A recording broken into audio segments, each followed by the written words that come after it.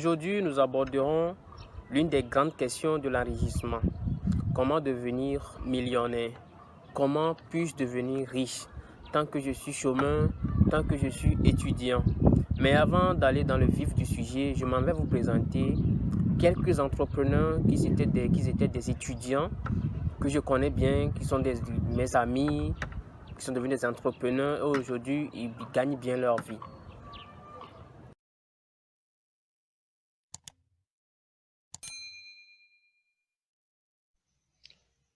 Voici un exemple à suivre dans le domaine de l'entrepreneuriat. Prince Héritier, étudiant devenu directeur fondateur de HP, Héritier Pub. Il est spécialisé dans la publicité des entreprises. Il dispose de tous les moyens, de tous les médias nécessaires pour booster votre publication de par tout le monde entier. Il vous offre également un partenariat qui peut vous faire gagner jusqu'à 100 000 francs le mois. C'est assez intéressant. Vous pouvez lui demander des conseils en entrepreneuriat, en développement personnel. Je vais vous laisser son numéro en commentaire. Kirikou Prince, directeur fondateur de CNET, est également un étudiant millionnaire dont il faut admirer, il faut copier. Il est spécialisé en sérigraphie, impression sur tout support, t-shirt, casquettes, porte-clés, etc. Il offre également une formation en sérigraphie dont le coût ne s'élève qu'à 10 000 francs CFA, ce qui est accessible à presque tout le monde. Sa formation, cette dernière formation, dont beaucoup ont suivi, a aidé à sauver la vie de beaucoup dont je connais. Et donc je vous encourage également à participer à la prochaine vague de formation. Vous pouvez le contacter sur le 99 48 66 91 pour ceux qui sont au Togo. Pour ceux qui sont à l'étranger, vous tapez plus 228 avant de mettre le numéro. Alors pour rentrer dans le vif du sujet, nous avons 10 choses à vous demander à faire. Vous avez à faire 10 choses. La première chose, c'est que vous devez avoir un objectif et vous devez vite passer à l'action. Il ne suffit pas d'avoir un objectif sans passer à l'action. Vous devez visualiser vos objectifs et passer à l'action. C'est peut-être la chose la plus importante car elle marque le début de tout. Avoir un objectif, c'est toujours le début. Sans objectif, on ne peut aller nulle part. Si vous voulez être riche, réussir au moins quand vous aurez 30 ans, vous devez être clair avec vous-même sur ce que vous voulez être, ce que vous voulez faire, quels sont vos objectifs. Et pour cela, on peut apprendre beaucoup de choses. On peut ajouter de nouvelles choses. Ce n'est pas seulement l'inné. Vous devez pouvoir visualiser votre avenir idéal. Vous devez visualiser. Il faut avoir une vision claire de votre avenir idéal et les étapes qui vous y conduiront. Et être décisif et persévérant quand il s'agit de les prendre. Vous voyez, il ne suffit pas seulement d'avoir les objectifs, mais on doit tout mettre à l'œuvre, on doit se mettre à l'œuvre, on doit tout mettre pour pouvoir y arriver. Alors la deuxième chose, c'est que vous devez investir dans votre éducation.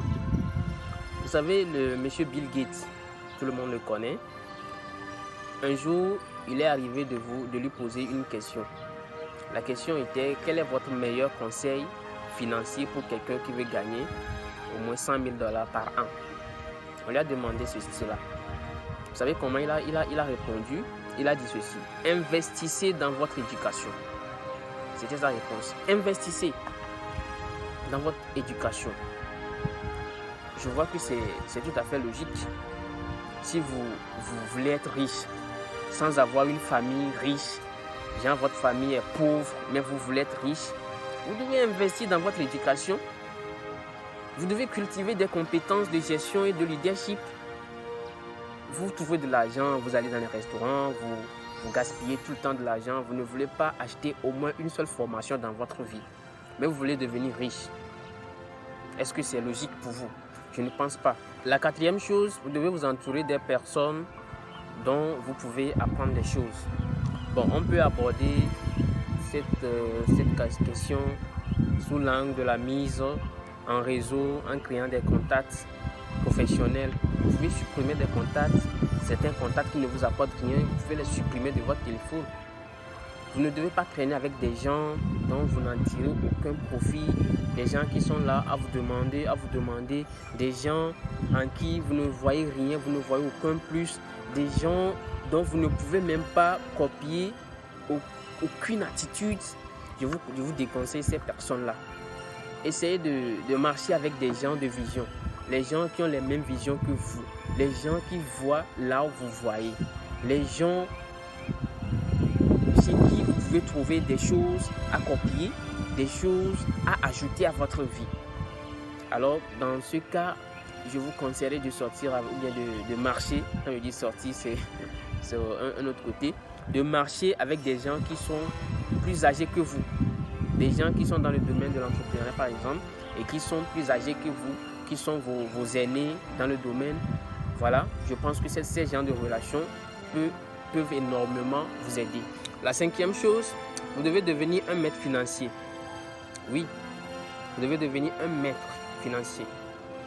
C'est une recommandation de base, non seulement pour ceux qui veulent être riches, mais aussi pour quelque chose d'aussi simple que l'épargne. Vous devez apprendre à épargner.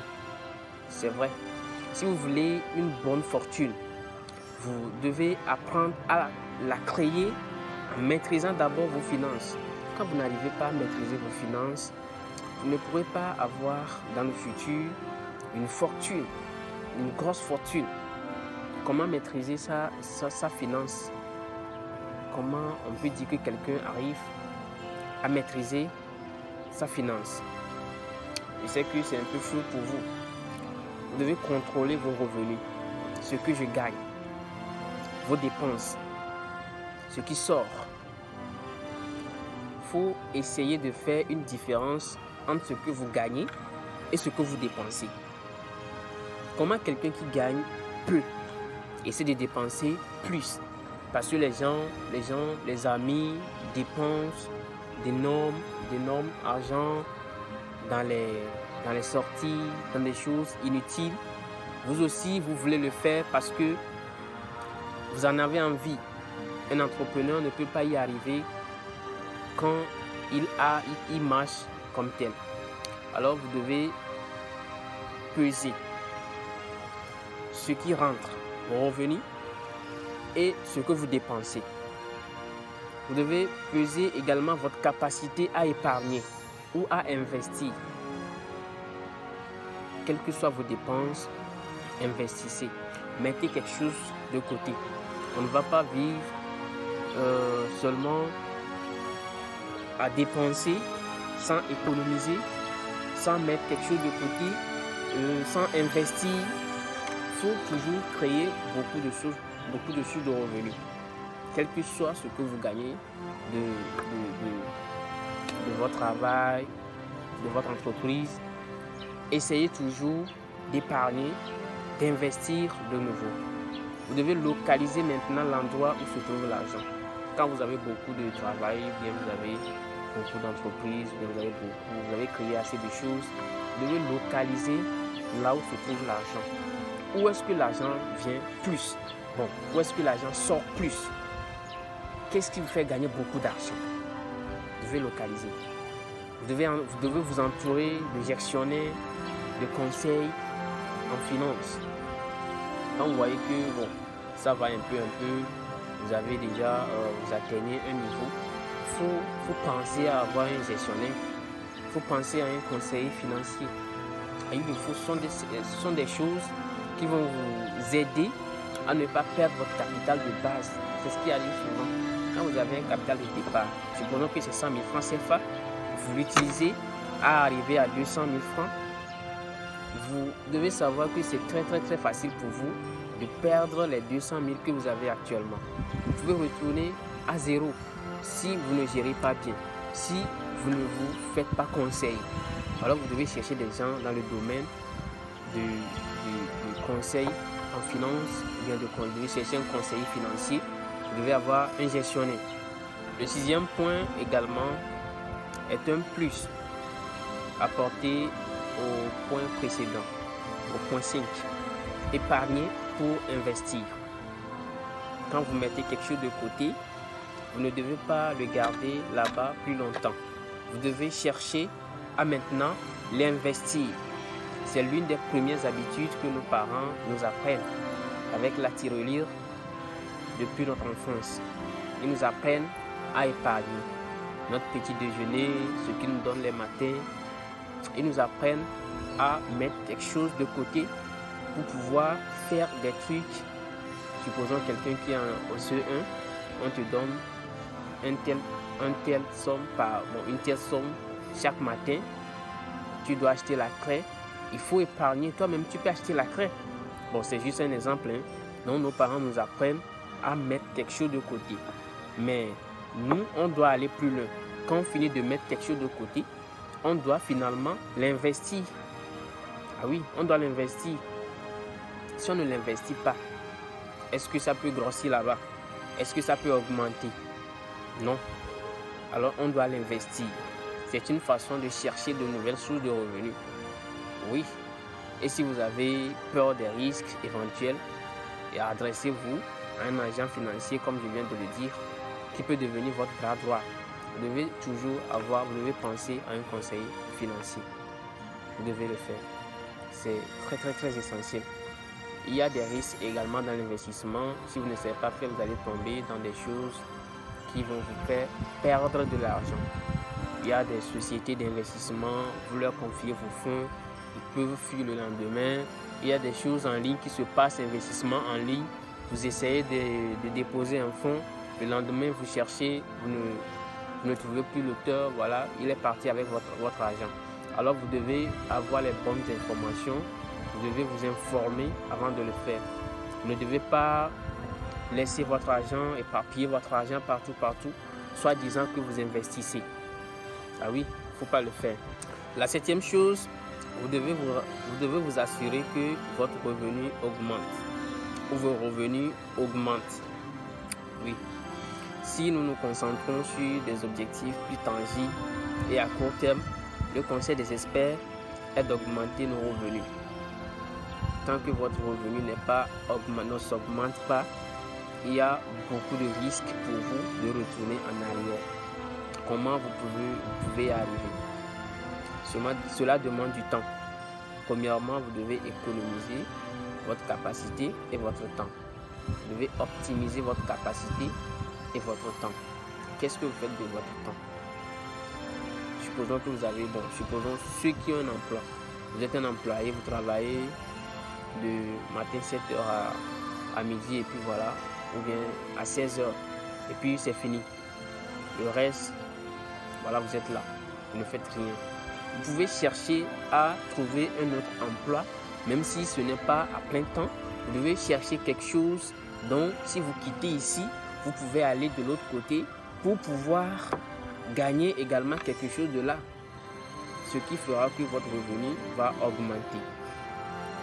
Bon, on peut donner également un autre exemple, c'est d'obtenir un emploi supplémentaire.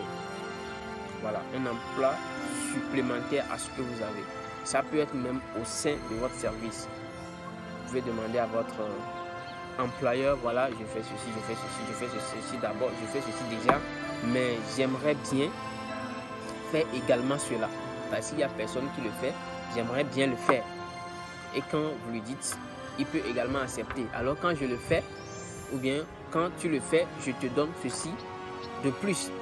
Vous voyez, il y a plusieurs moyens pour augmenter vos revenus. Le point 8 est en rapport direct avec ce qui précède, genre le point 6 et le point 7. Le fait d'investir, voilà, d'avoir plusieurs sources de revenus. Le point 8, c'est d'obtenir plusieurs sources de capitaux. La maximisation de vos compétences et de votre temps devrait se concrétiser par différentes sources de revenus. Oui, nous devons voir concrètement que vous maximisez vos compétences et votre temps. Cela est le résultat de différentes sources de revenus. Bon, selon ceux qui le savent, la plupart des personnes ayant de gros revenus ont au moins 3 sources de revenus.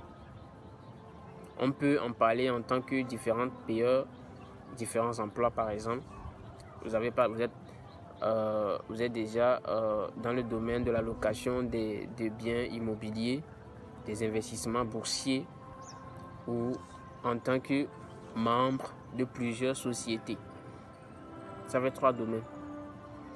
Vous ne devez pas être calé dans un seul domaine. Vous ne devez pas rester seulement dans un seul coin, soit disant que vous avez un emploi ou bien vous avez créé un emploi dont vous n'en avez plus besoin d'autres. Vous devez vous laisser dans beaucoup de domaines. C'est ce que vient ajouter le point 8. Le point 9. Pariez sur le fait d'être votre propre patron. C'est ce qui dérange souvent. On ne veut pas être indépendant. On veut attendre un salaire venant de quelqu'un à la fin du mois. On ne veut pas être un employeur pour payer aux gens parce qu'on ne veut pas subir ce que les employeurs subissent. On n'est pas prêt à affronter les réalités de l'entrepreneuriat. On n'est pas prêt à se donner à fond. Vous voyez? Vous avez certainement pensé, surtout si on considère les recommandations précédentes du point 1 jusqu'au point 8, il est difficile d'atteindre l'objectif d'être riche si vous travaillez encore pour quelqu'un. Est-ce que la personne qui vous paie, elle-même, elle est déjà riche? Vous devez penser à ça. C'est ce que cherchent les spécialistes et les millionnaires qui ont réalisé précisément ce que vous cherchez. Ils ont réalisé qu'on ne peut pas être sous quelqu'un et devenir riche. C'est assez difficile. L'idéal serait que vous travaillez seul en freelance ou que vous fondiez votre propre entreprise. Soyez votre propre patron. Celui qui prend les décisions, celui qui gère le compte de l'entreprise. C'est vous qui donnez du salaire aux gens ou bien c'est vous-même qui faites tourner votre entreprise. C'est vous qui sachez ce qui est, c'est vous seul qui savez ce qui est dans le compte, ce qui est dans mon compte. Voilà comment je peux faire fonctionner mon entreprise, comment je peux faire. Toutes ces questions sont à vous-même. Ne vous humiliez pas forcément devant quelqu'un, bien sûr. Vous ne devez pas être forcément sous quelqu'un pour devenir riche. Quand vous êtes déjà sous quelqu'un, c'est assez difficile pour vous. Nous allons aborder le point 10, mais vous savez, tout ce que nous venons de citer du point 1 jusqu'au point 9, s'il manque le point 10, on ne peut pas y arriver. Le point 10 est un point culminant, un point autour duquel est construit la richesse. On ne peut pas passer dessus ce point. C'est le fait d'être discipliné et avoir un comportement assertif. Quand vous êtes un entrepreneur, vous n'êtes pas discipliné. Vous vous levez le matin, vous ne savez pas à quelle heure il faut aller au travail, vous ne le savez même pas. Parce que vous voyez que vous êtes votre propre patron, alors vous n'avez rien, vous n'avez personne. Vous ne vous disciplinez pas, vous faites les choses. Des fois, c'est seulement l'imprévu. Vous n'avez pas prévu quelque chose dans votre emploi du temps. Ou bien carrément, vous n'avez pas d'emploi du temps. Donc, vous vous réveillez. Là où vous devez vous aller. Des fois, vous venez à votre travail, à votre lieu de travail, à 13h au lieu de 8h chez les autres. Ça ne peut pas aller. Ça ne peut pas aller.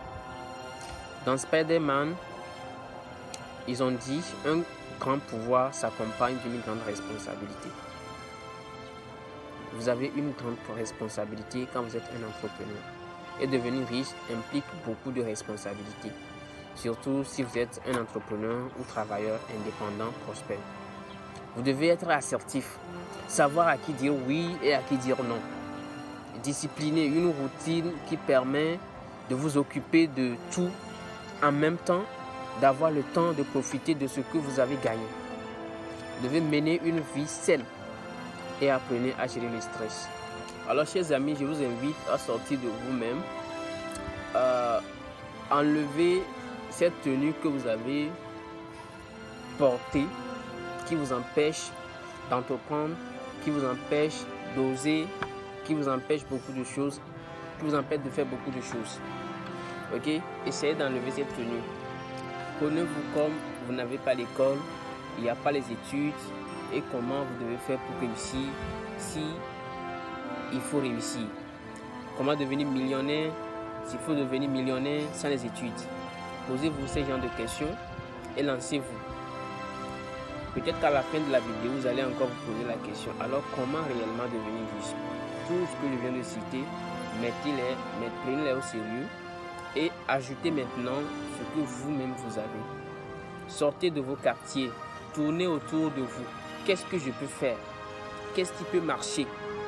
Entreprendre, ce n'est rien de difficile, mais c'est un peu difficile. Il suffit d'investir votre capacité, votre temps. Au lieu d'aller investir votre capacité, votre temps pour quelqu'un dont vous attendez à la fin du mois pour avoir un salaire qui ne vous aide qu'à vous déplacer. En fin de compte, vous attendez seulement les fins de mois. Vous n'avez concrètement rien comme revenu quand vous calculez bien les choses. Alors, pensez beaucoup et changez de mentalité.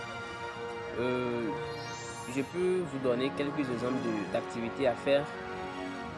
Est-ce que vous avez une fois pensé qu'on peut faire lavage auto à domicile? Est-ce que vous avez une fois pensé à cela? Vous n'avez pas forcément besoin de sortir, dire aux gens que voilà, je lave les motos, les voitures, ici, tel endroit ou tel endroit. Non. Vous pouvez aller chez les gens à la maison, chez eux, leur laver leur véhicule et on vous paie. Personne ne vous regarde. Si vous avez honte, personne ne vous voit. Vous rentrez dans la maison, qui sait ce que vous faites? Vous voyez, personne ne vous regarde. Également, vous pouvez faire lavage des habits, lavage à sec. Là. Vous pouvez le faire chez les gens à la maison. Il y a plusieurs opportunités pour vous. C'est à vous de penser. C'est à vous de réfléchir à comment vous allez y procéder. Il y a la vente en ligne. Les gens vendent en ligne sur Facebook, Instagram, WhatsApp. Les gens ont transformé ces réseaux en un réseau de commerce. Mais toi encore tout le temps tu es là avec ton téléphone, c'est juste pour rien, tu ne gagnes rien, tu achètes la connexion pour ne rien faire. Je préfère l'investir plutôt ce temps et cette connexion. Il faut acheter la connexion pour vendre. On n'achète pas la connexion pour perdre. Ok? Alors, vous pouvez vendre des choses. Par exemple, je connais des gens, le e-commerce, ils vendent des montres, des habits de prêt-à-porter. Ils vendent tout cela en ligne. Ils n'ont pas de boutique fixe. Donc, vous allez chez eux pour dire que voilà, je vais acheter et ils vont vous vendre. Ils font tout en ligne et ils font la livraison. Ils viennent chez vous pour vous livrer. Pensez à faire ce genre de choses.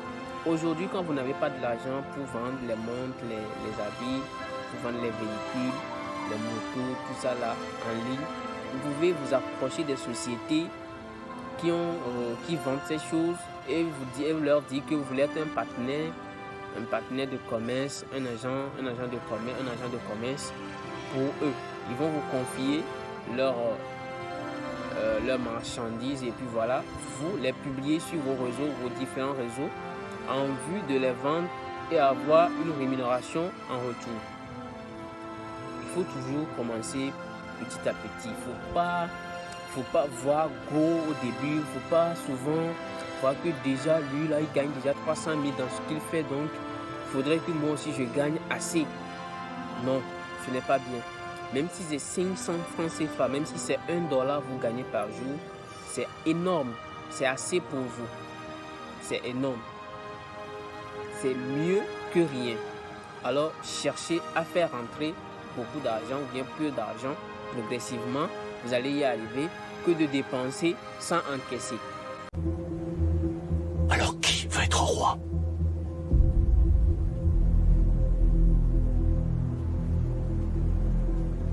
Vous savez tous comment ça se passe. Si vous voulez être roi, vous devez me tuer. Voilà. Non? Toi, non? Et toi, tu veux? Non! Non! Personne! Qui veut être roi!